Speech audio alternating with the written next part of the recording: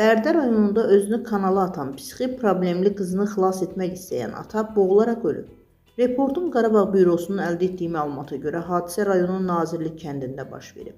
Bildirilib ki, uzun illərdir psixi problemləri olan kənd sakini 1981-ci il təvəllüdlü Kərimova Sərəncam Yasin qızı özünü kəndin mərkəzindən keçən kanala atıb.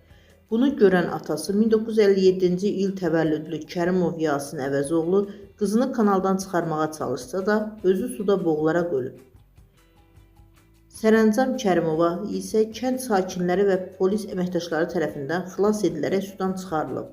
Qeyd edək ki, Yasin Kərimov uzun müddət Nazirlik Kənd Orta Məktəbində ibtidai sinif müəllimi kimi işləyib.